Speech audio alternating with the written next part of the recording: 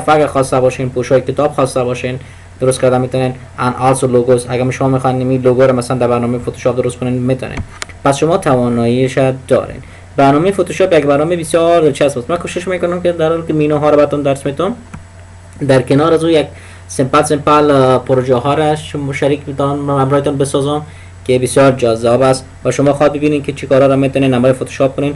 و یک برنامه بسیار جذاب است که شما در این روزا که در خانه هستین عکسایتون رو بگیرین، کلا سر ادیتش یا سر موضوعات ویرایشش شما بخواین کارش کنین. نخستین چیزی که ما در فتوشاپ نیاز داریم بعد از اینکه محیطش با شما تدریس میشه این است که پیج سایز و اورینتیشنش ما باید بفهمیم.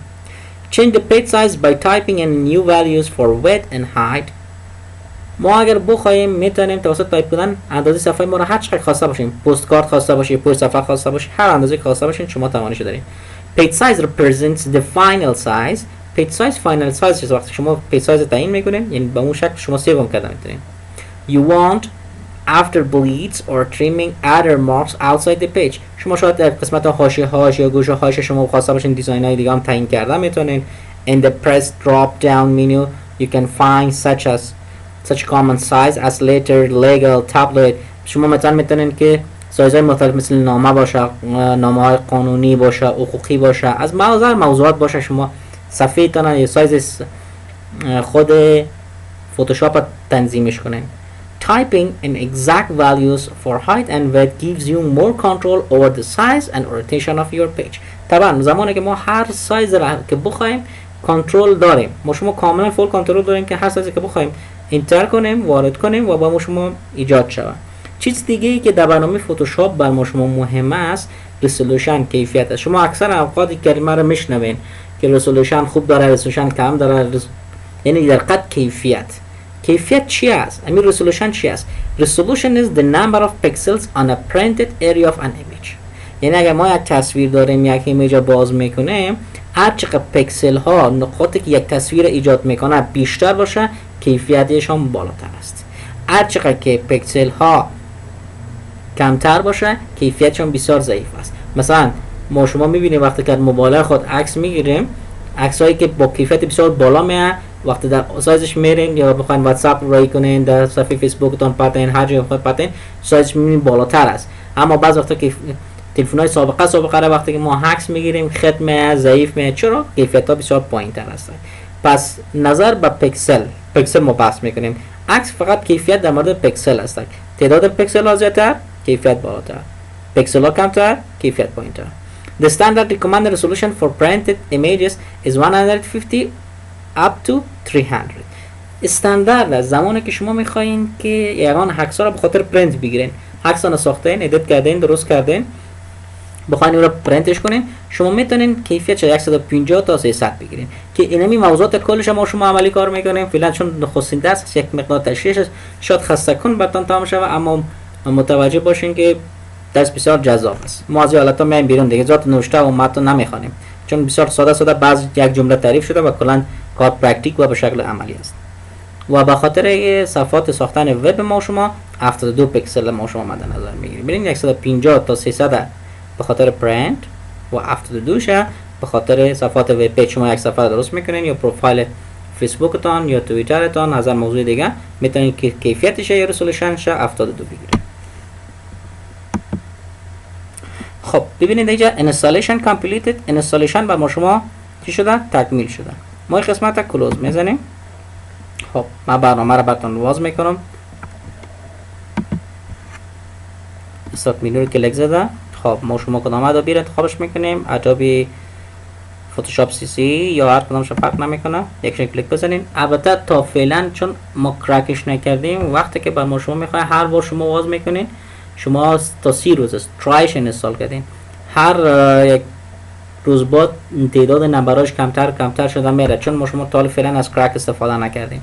ما به این خاطر میخوام که ببینیم که وقتی باز میکنین یا کرک نشده یا هر موضوع دیگه بر ما شما وجه میخواد که شما کرک نشده ای باید کرکش کنین تا کار بده. ببینید اینجا بر ما شما مد 30 روز لایسنسی سافیر هست. استارت تریال مثلا میگین که خیره و به مدت 30 روز بر ما واس کنم، من مشکل ندارم، میتونین مستقیما واس کنین یا قبل از واس کردن هم شما ببین که یا کرکش کنین. ببینید اینجا بر شما نوشته PS، یعنی ادوبی کریتیو کلاود، CC از کریتیو کلاود گرفته شده.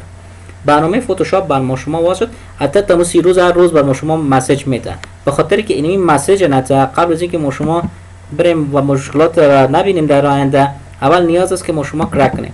خب این ورژن 64 بیتش هست، کلیک میزنین، بسیار این کرکش آسان است.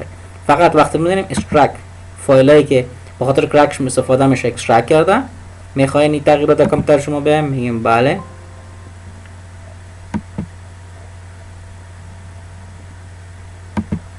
خب برنامه فتوشاپ ما بسته میکنم.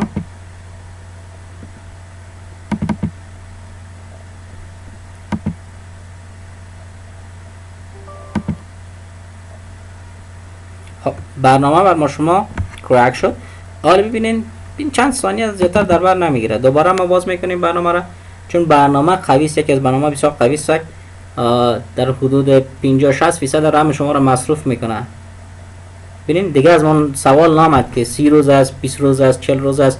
برنامه فتوشاپ بر ما شما واز شد. این محیط هست که ما شما همراه کار میکنیم. شما اگر که میخوایم فتوشاپ یاد بگیریم، چند مینو رو ما میتونیم یاد بگیریم، از مینو استفاده کنیم، اما زیادتر فوکس ما شده این قسمت ها باشه. تولزا لوازم، این تولزا ما شما زیاد کمک میکنه که هر عکس کار میکنیم باشه. در نخستین کاری که هست ما شما اول یک محیط معرفی میکنیم، درس امروز خاتمه میکنیم، میبخشیم بازدگر روز عکس باز کرده و ادیت و موضوعات دیگر را کاملا میخوانیم.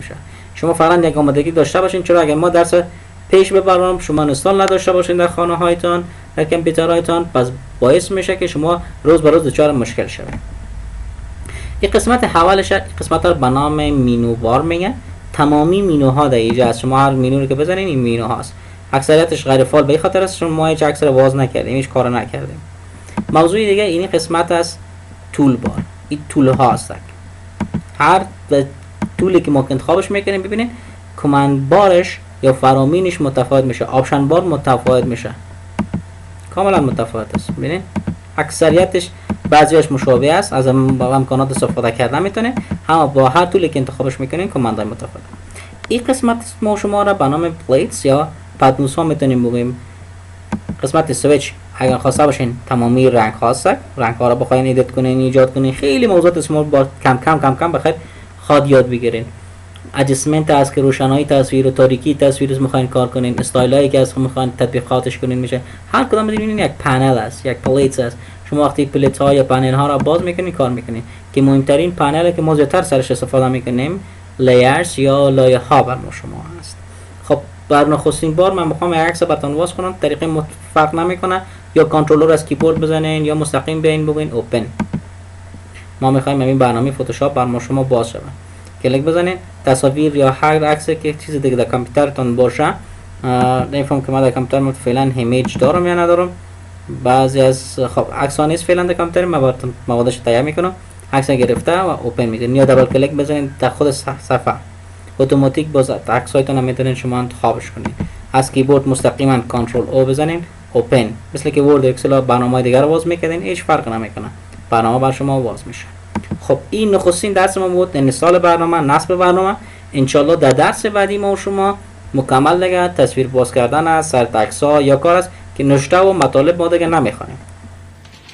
خب دوستای گل، این درس امروزی ما بود. امیدوار هستم که کلتان یاد گرفته باشین. یادتان نره که 100% این کار عملی است کامپیوتر، چون یک برنامه عملی است. شما باید در خانه بسیار زیاد تمرین کنید و ما مطمئن هستیم که شما یاد میگیرید. کامپیوتر چیزی نیست که مشکل باشه، یک چیز بسیار ساده و خوب هست که با علاقه‌مندی بسیار زیاد بتونه شما یاد بگیرید. تشکر، خداحافظ.